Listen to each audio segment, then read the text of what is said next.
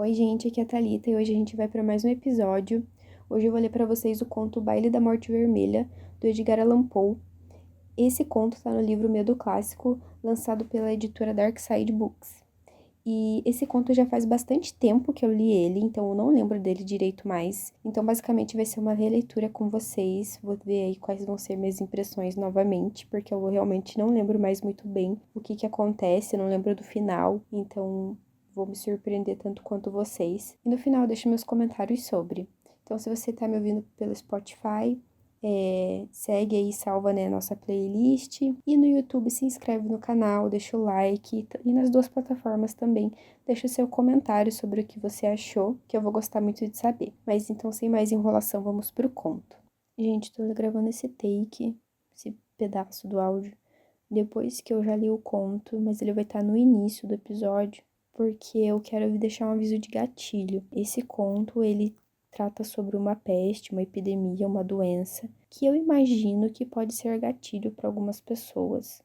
Então, se você é sensível com isso, assiste o episódio anterior ou espera o próximo.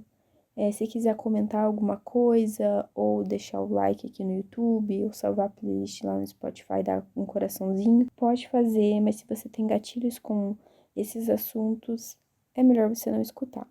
Mas era só esse meu recado, vamos então pro episódio logo de uma vez.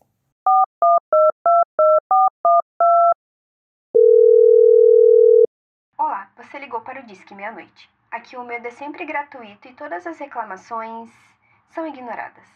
Se você acha que ouviu alguém chamando seu nome mesmo estando sozinho, pressione 1 e finja que não ouviu nada. Para histórias de terror que com certeza farão você dormir de luz acesa, pressione 2. Seu gato está olhando fixamente para o canto escuro da sala, pressione 3 e tente não entrar em pânico. Agradecemos o seu contato. A sua alma é muito importante para nós. O Baile da Morte Vermelha. A Morte Vermelha há muito devastava o país. Nenhuma praga jamais fora tão fatal ou tétrica. Tinha no sangue seu avatar e seu selo, o horror escarlate do sangue. Provocava dores agudas, tonturas repentinas e, por fim, uma profusa hemorragia. As manchas vermelhas no corpo e, sobretudo, no rosto de suas vítimas eram os estandartes da peste, que assim os alijava de ajuda e compaixão alheias. O ataque, a evolução e o fim da doença duravam apenas meia hora. O príncipe Próspero, contudo, seguia feliz, destemido e sagaz. Quando metade da população de seus domínios pereceu, ele convocou à sua presença 1000 amigos sadios e despreocupados entre os cavalheiros e as damas da corte, e com ele se reuniu, em profunda reclusão, para uma de suas abadias encasteladas. Tratava-se de uma construção imensa e magnífica, fruto do gosto excêntrico, porém ilustre do próprio príncipe. Uma alta muralha espessa a circundava com portões de ferro. Os cortesãos, após terem entrado, trouxeram consigo fornalhas, martelos maciços e soldaram os cadeados. Decidiram não deixar meios de entrada ou saída para impedir súbitos impulsos de desespero ou insensatez nos que lá dentro se encontravam. A abadia foi amplamente guarnecida com provisões. Com tais preocupações, os nobres poderiam desafiar o contágio. O mundo externo que tomasse conta de si mesmo. Enquanto isso, era loucura lamentar ou até mesmo refletir a respeito do assunto. O príncipe providenciara todas as comodidades para o lazer de seus convivas. Havia bufões, improvisatório, bailarinos, músicos, havia beleza e vinho. Tudo isso e também segurança dentro dos limites da abadia. Lá fora, a morte vermelha.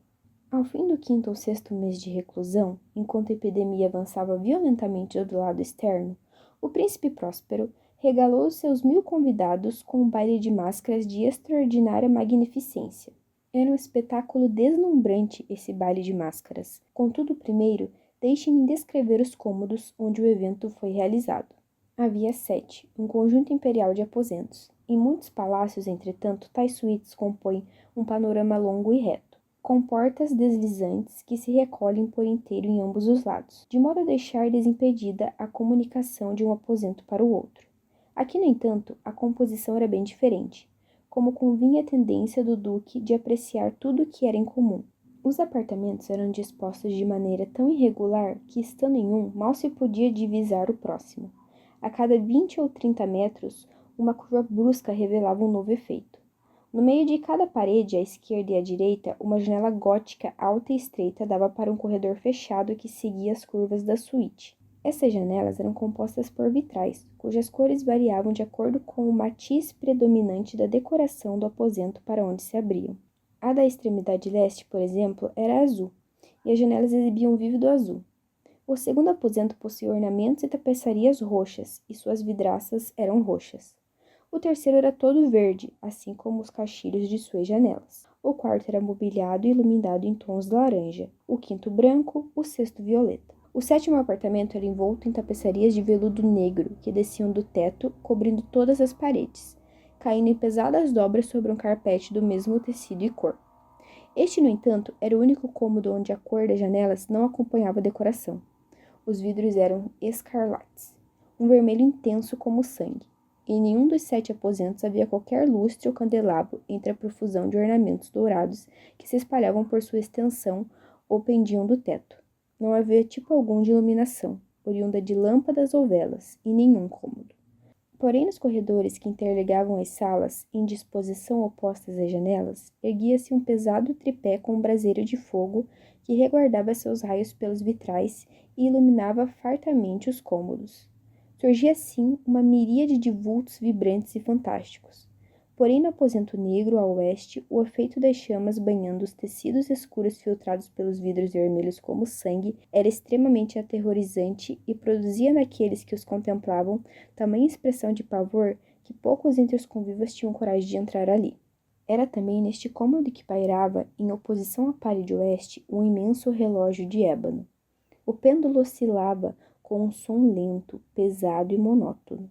E quando o ponteiro dos minutos contemplava sua volta, prestes a marcar a hora, os pulmões metálicos dos mecanismos produziam um som claro, alto, profundo e de intensa musicalidade, mas de timbre e ênfase tão peculiares que a cada hora decorrida, os músicos da orquestra sentiam-se compelidos a interromper sua apresentação por um momento para escutá-lo. Assim, os valsistas por força estacavam em seus passos, e pairava entre os alegres convivas um breve desconforto.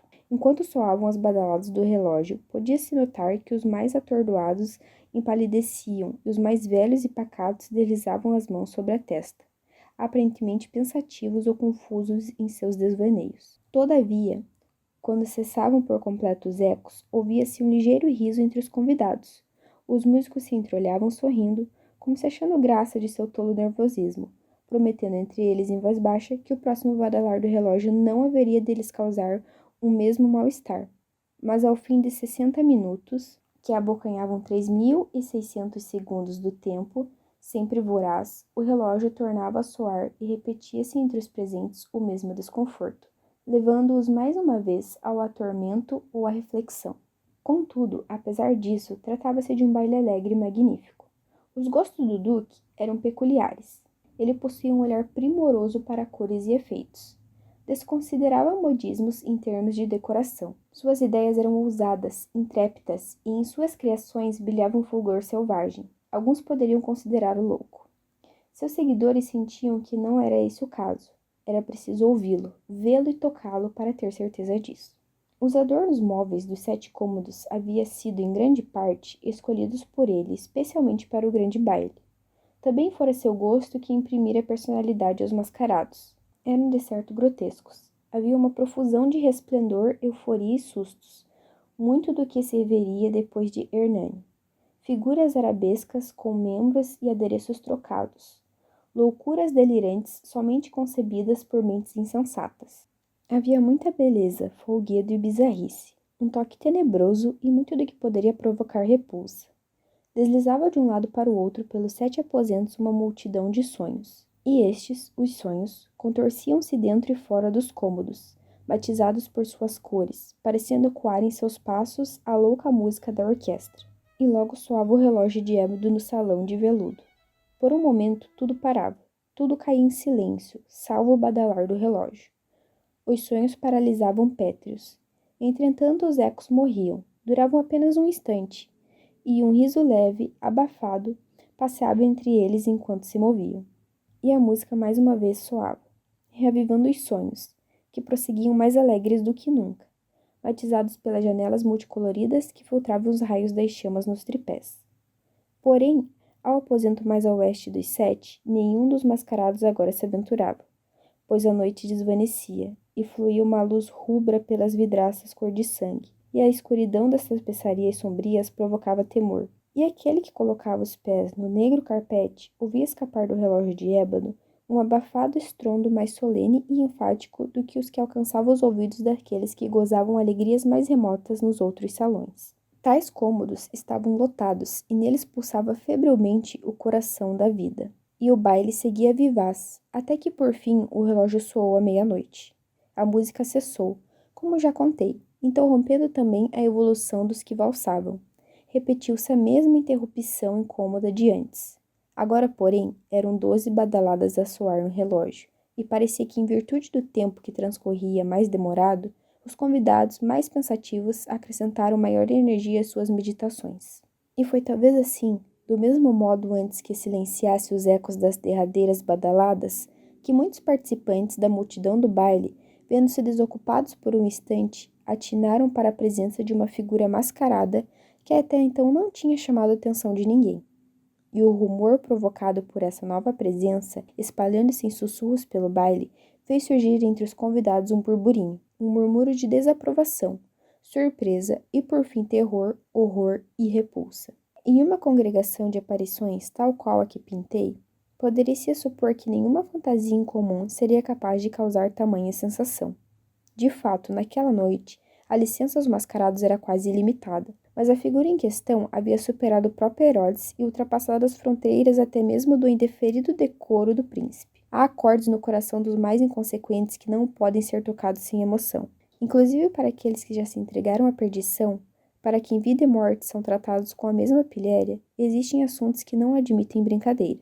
De fato, todos os presentes pareciam sentir que não havia, nem na fantasia, nem no comportamento do estranho, graça ou bom senso.